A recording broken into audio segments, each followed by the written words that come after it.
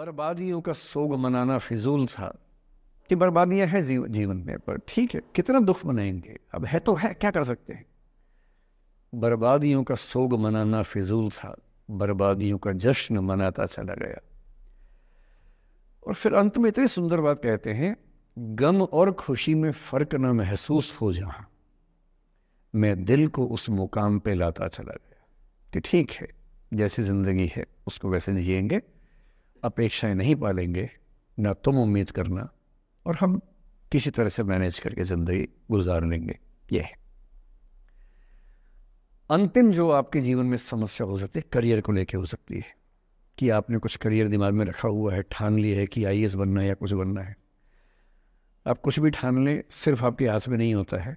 सफलताएं असफलताएं जीवन में रहती हैं। 10-11 लाख लोग आईएएस का फॉर्म भरते हैं, 5 लाख आईएएस का एग्ज़ाम देते हैं, 1000 का सिलेक्शन होता है।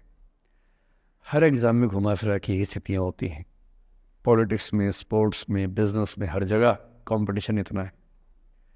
सफल होने की जितनी संभावना है उससे कई गुना संभावना विफल होने की हर क्षेत्र में है। सफल नहीं हो पाए तो क्या करेंगे। और मैंने ऐसे लोगों को देखा है कि आईएएस नहीं बन पाए 20 साल पहले, और 20 साल से रोज घुट रहे हैं कि आईएएस नहीं बन पाए। रात दिन यही ख्याल होता है कि आईएएस नहीं बन पाए, या पीसीएस नहीं बन पाए, या कुछ खास सोचा था जो नहीं कर पाए। तो मैं आप लोगों से निवेदन करूंगा कि यदि आपकी आर्थिक पृष्ठभूमि ऐसी नहीं है कि जो बहुत मजबूत हो, तो हमेशा एक बैकअप ऑप्शन जिंदगी में लेके चलिए। किसी करियर को दिमाग पे इतना हावी मत होने दीजिए कि वो नहीं मिलेगा तो कुछ नहीं होगा। आप उस दौर के व्यक्ति हैं जहां इतने ऑप्शंस दुनिया में हैं जितने कभी नहीं थे। इतने ऑप्शंस हैं। बस एक ठीक ठाक सा व्यक्तित्व बना लीजिए, एक ठीक ठाक सा कॉन्फिडेंस रखिए अपने ऊपर। और यदि आपके पास बेसिक स्किल्स हैं, भाषा की, चिंतन की, समझने की, कैलकुलेशंस करने की, प्लानिंग करने की, स्ट्रेटेजाइज करने की, और मेहनती आप हैं, मैं गारंटी से कह रहा हूं कि इस दुनिया में कंपटीशन नंबर्स में बहुत ज़्यादा है, कायदे का कंपटीशन नहीं के बराबर है। बहुत मजबूत लोगों से आपको भिड़ना नहीं पड़ता है। भिड़ते हैं 5 लाख से, पर उन 5 लाख में कुछ ही हैं जो भिड़ने लायक हैं।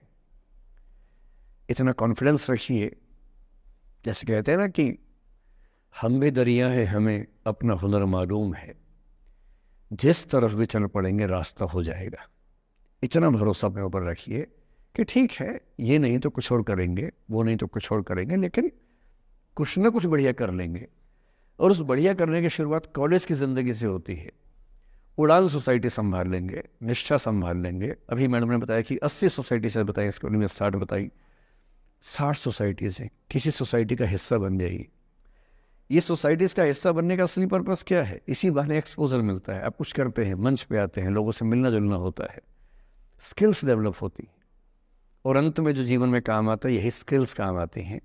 और यदि वो स्किल्स हमने डेवलप कर लिए, और वो स्किल्स पढ़ाई से नहीं आती हैं। जो क्लासरूम के अंदर की पढ़ाई है वो सबसे कम महत्वपूर्ण चीज़ होती है कॉलेज में। कॉलेज में सबसे ज़्यादा महत्वपूर्ण है ये अपॉर्चुनिटीज़, लोगों से बात करना, कुछ ऑर्गेनाइज करना, कहीं फेल होना, कहीं पास होना, वो सब करते रहिए। और मैं दावे से कह रहा हूँ कि इस दुनिया में कंपटीशन कहने के लिए ज़्यादा है, दरअसल ज़्यादा नहीं है। पूरी बात का सार ये है कि किसी की भी ज़िंदगी फ्लैट नहीं होती है, उसमें कर्व्स आते रहते हैं, ऊंच नीच सबकी ज़िंदगी में आती है। मैंने भी कम नहीं झेली है। आज मैं यहाँ खड़ा हूँ, ऐसे नहीं खड़ा हूँ, कुछ तो झेला ही होगा, मैंने भी ठीक ठाक झेला है। जिस उम्र में आप मौज मस्ती करते हैं, मैंने उस उम्र में कैलकुलेटर बेचे हैं। मैं सेल्समैन रहा हूँ 17 की उम्र में। और मैं बिजनेस फैमिली से नहीं हूँ। बिजनेस फैमिलीज में बच्चों को 17 में काम पे लगा देते हैं। मैं तो नौकरी पेशा परिवार से था, कुछ समस्याएं थी तो सेल्समैन बन के घर घर में जाके बेचना पड़ता था। तौहीन भी होती थी, लोग धिक्कारते भी थे, मजाक भी उड़ाते थे। वो समझे ना है, अपना खर्चा 17 की उम्र से खुद उठाया है, क्योंकि घर में दिक्कत थी। तो क्यों मांगू मैं घर से पैसे भाई, जब मुझे पता है कि मेरे घर में दिक्कत थी उस समय, क्यों मांगू। आपकी जिंदगी इस दुनिया के करोड़ों अरबों लोगों से बेहतर है, कुछ एक लोगों से खराब है। केवल उन कुछ एक पे ध्यान मत दीजिए, उन करोड़ों पे भी ध्यान दीजिए जिनसे अच्छी आपकी ज़िंदगी है। और इतनी कुव्वत आपके अंदर है, आप इस देश के सबसे अच्छे विश्वविद्यालयों में से एक, दिल्ली विश्वविद्यालय के सबसे अच्छे कॉलेजेस में से एक हंसराज कॉलेज में विद्यार्थी हैं। ये मजाक नहीं है, आप इस देश के एलीट हैं, एलीट। इस कॉलेज और यूनिवर्सिटी का नाम बोलते ही कितने बंद दरवाजे खुल जाते हैं आपको अंदाज़ा नहीं है, आगे जाके समझ में आएगा। बस इतना करना है कि जब जब ज़िंदगी नीचे की तरफ जाए थोड़ा सा हौसला बना के रखिए। कुछ ही दिन की बात होती है, हर चीज़ कुछ ही दिन की होती है। बहुत अच्छे वक्त में और बहुत बुरे वक्त में एक ही वाक्य कॉमन याद रखिए, कुछ दिनों की बात है, ये वक्त गुजर जाएगा।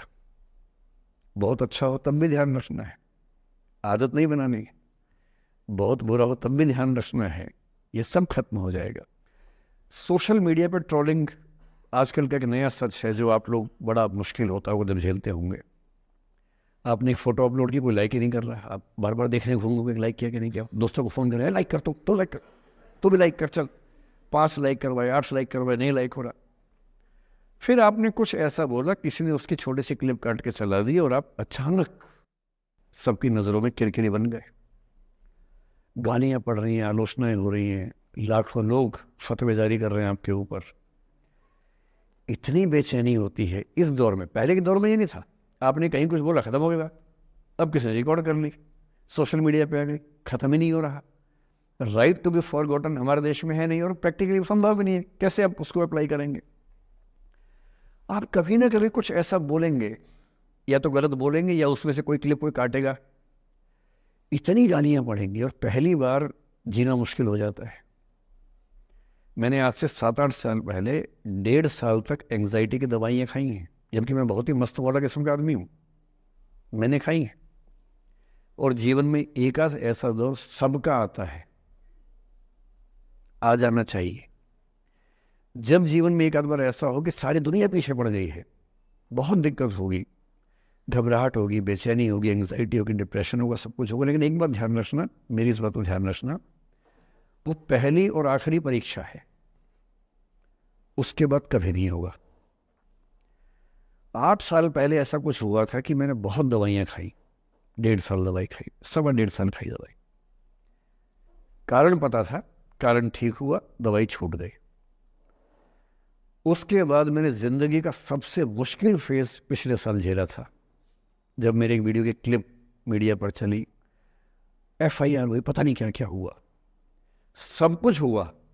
और मैं आपके सामने बहुत ईमानदारी से कह रहा हूँ, मुझे तनाव नहीं हुआ, डिप्रेशन नहीं हुआ, एंग्जाइटी नहीं हुई, क्योंकि मैं पहले झेल चुका था। अब पिछले 7 दिन से मेरी 5 साल पहले की एक क्लिप चला रहे हैं वीडियो आजकल।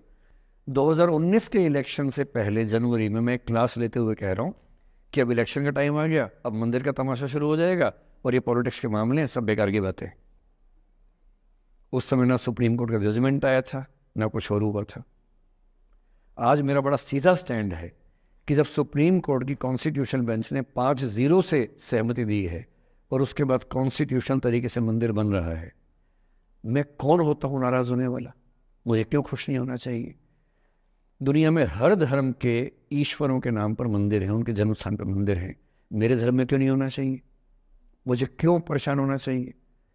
और कुछ लोग पिछले 7 दिन से 5 साल पहले की क्लिप चला रहे हैं। मेरी टीम परेशान है, मैं परेशान नहीं हूँ।